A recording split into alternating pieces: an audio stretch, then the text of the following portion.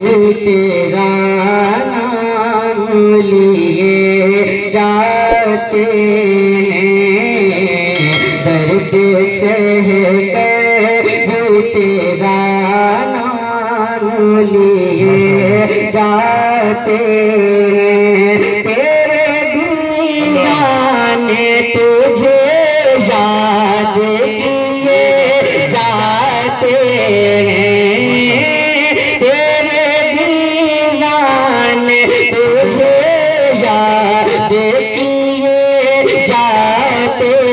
ہیں،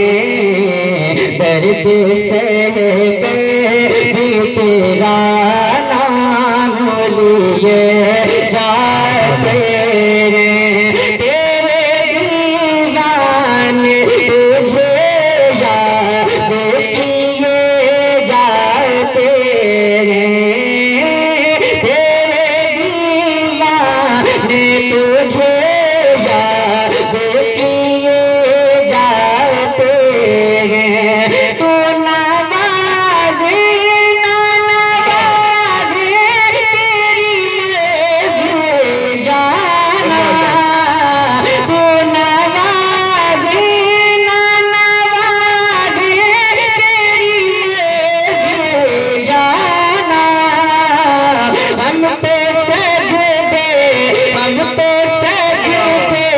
تیری چوکھٹ پہ کیے جاتے ہیں، ہم تو سجدے تیری چوکھٹ پہ کیے جاتے ہیں، درد سہ کے بھی تیرا نام لیے جاتے ہیں، اور شعر حاضر کرتا ہوں، ملاحظہ کریں، تیرے دیوانے تجھے یاد کیے جاتے ہیں، ایک ہمارے کی ہمیں خود ہی نہیں آس بتا، ایک ہمارے کی ہمیں خود ہی نہیں آس بتا، ایک یہ ہے جو کرم ہم پہ کیے جاتے ہیں، ایک یہ ہے جو کرم ہم پہ کیے جاتے ہیں، درد سہ کے بھی تیرا نام لیے جاتے ہیں، شکریہ تیرا رب کرے مگر اتنا تو بتا، شکریہ تیرا رب کرے مگر اتنا تو بتا، کیا محبت میں گرے بان سیے جاتے ہیں، کیا محبت میں گرے بان سیے جاتے ہیں، درد سہ کے بھی تیرا نام لیے جاتے ہیں، اے پنا عشق کا دستور تجھے معلوم، اے پنا عشق کا دستور تجھے کیا معلوم، عشق میں دل ہی نہیں سر دیے جاتے ہیں، عشق میں دل ہی نہیں سر دیے جاتے ہیں، درد سہ کے بھی تیرا نام لیے جاتے ہیں، تیرے دیوانے تجھے یاد کیے جاتے ہیں، پر نہ دے اور دے تر پر دل نہ جگر پر نہ دل تر پر نہ میرے دل نہ میرے دل نہ جگر پر نہ دیدے تر پر نہ میرے دل نہ جگر پر نہ دیدے تر پر کرم کرے وہ نشان قدم تو پتھر پر کرم کرے نشان قدم تو پتھر پر کرم کرے وہ نشان قدم تو پتھر پر رسول اللہ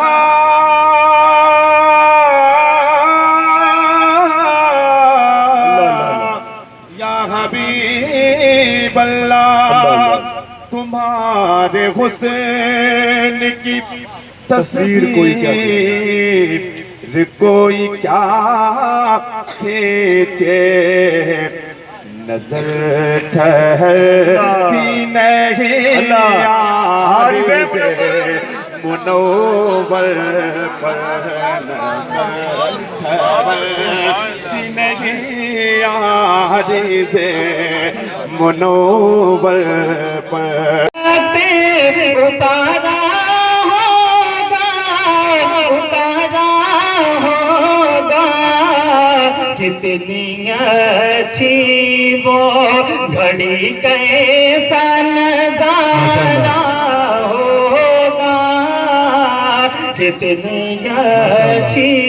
وہ گھڑی کیسا نظارہ ہوگا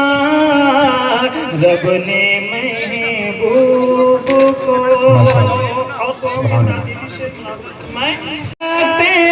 اتارا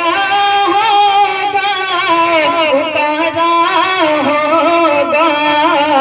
کتنی اچھی وہ گھڑی کیسا نظارہ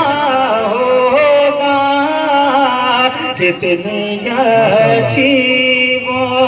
گھڑی کیسا نظارہ ہوگا رب نے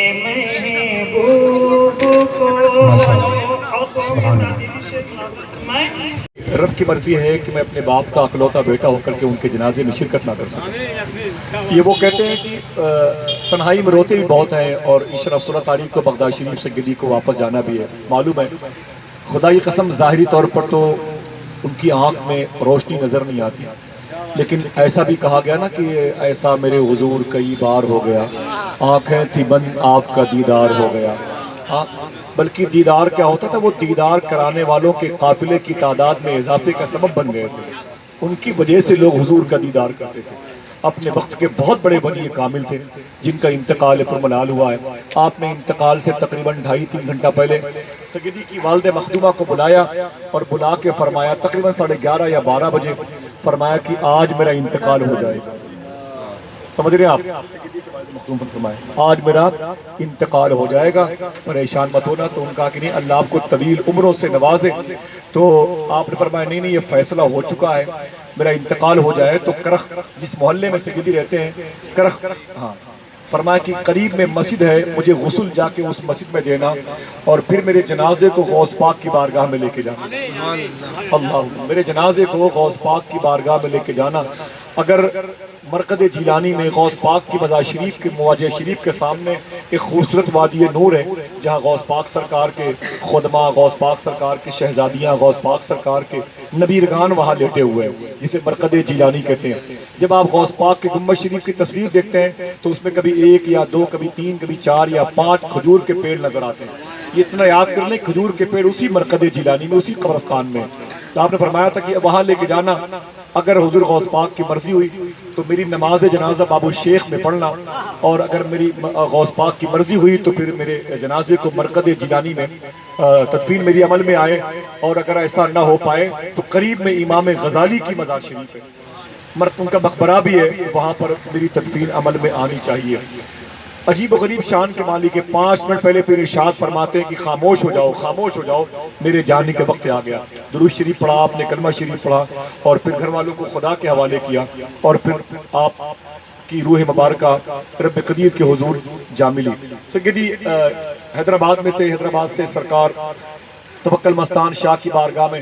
حاضری کے لیے بنگلور تشریف لے گئے تھے۔ جیسے وہاں پر پہنچے ویسے خبر آئی کہ آپ کے والد صاحب قبلہ کا انتقال ہو گیا۔ ظاہر سی بات ہے، غم کا پہاڑ ٹوٹا سیدی پر، گھر پہ امی جان پریشان، گھر پہ تمام تر شہزادیاں وہ پریشان، عجیب ماحول تھا۔ لیکن یہاں پر سیدی موجود ہے، فرمایا صوفی سلطان میں شاہ صاحب نے کہ بڑے سیدی کی یہی مرضی ہے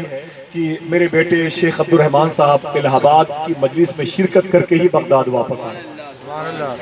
تو دوستو اپنی پریشانی کو انہوں نے بالائے طاق رکھا اور ہماری نیکیوں میں اضافے کا سامان بننے کے لیے تشریف لائے۔ ہمارے چہرے پر ہنسی کے لیے ہنس دیتے ہیں، ہمارے چہرے پر مسکراہٹ کے لیے وہ مسکرا دیتے ہیں، ہم بھوکے نہ رہیں اس لیے وہ کھانا بھی کھا لیتے ہیں، ہم پیاسے نہ ہو اس لیے وہ مشروب کا استعمال بھی کر لیتے ہیں۔ وہ ہمارے لیے یہاں پہ تشریف فرما ہے۔ ہماری اور آپ کی ذمہ داری بنتی ہے کثرت سے اپنے اوراد و وظائف کو ان کے جد کریم، ان کے بابا حضور کی روح کے اثر ثواب کے لیے آپ اپنے آپ کو قلبی طور پر اور روحانی طور پر تیار کریں، اور دعا کریں کہ اللہ سیدی کے والد صاحب قبلہ کے درجات میں جو بلندیاں عطا فرمائے، اس کا فیض سیدی کو اور سیدی کے گھر والوں کو بھی عطا فرمائے۔ دل سے آمین کہیں اس عرس پاک کو۔ فرمایا صوفی صاحب نے مغرب کی نماز کے بعد مجھ سے، میں ٹوٹ گیا، سیفی کہتے ہیں میں ٹوٹ گیا، بڑے سیدی کے انتقال پر میرا دل بڑا بوجھ محسوس کرتا ہے۔ فرماتے میں نے ہزاروں بڑے بڑے اولیاء کرام کو دیکھا پورے ملک میں، لیکن میں نے ایسا ولی نہیں دیکھا، اللہ اکبر، ایسا ولی نہیں دیکھا، خدا قسم۔ اور خود سیدی فرماتے ہیں میرے والد صاحب کا مقام میں جانتا ہوں کتنا بلند تھا۔ سبحان اللہ۔ روزانہ شام کو 4 بجے گھر سے نکلتے تھے، حضور غوث پاک کی بارگاہ میں تقریباً 4-5 گھنٹہ قیام کرتے تھے،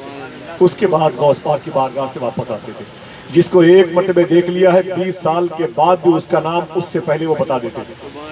الحمدللہ رب العالمین، جن لوگوں نے زیارت کی ہے اللہ ان کی آنکھوں کے صدقے میں ان کے دل میں روشنی عطا فرمائے، اور سب کو حضور غوث اعظم سرکار کی محبت پیدا فرمائے۔ آج سرکار غوث اعظم کی بارگاہ میں جس کی حاضری قبول ہوئی ہے، اس کے صدقے میں سیدی کو صبر جمیل کی توفیق بخشے، اور سیدی کے بغداد شریف جانے کا سفر دعا فرمائے اللہ آسان فرما دے۔ الحمدللہ رب العالمین، خاص دعا فرمائے تمام تر مجالس میں اپنے اپنے گھروں میں سیدی کے والد مخدوم کے نام سے احسان ثواب کی تقریب کا اہتمام کریں، آپ کریں گے انشاءاللہ۔ ذمہ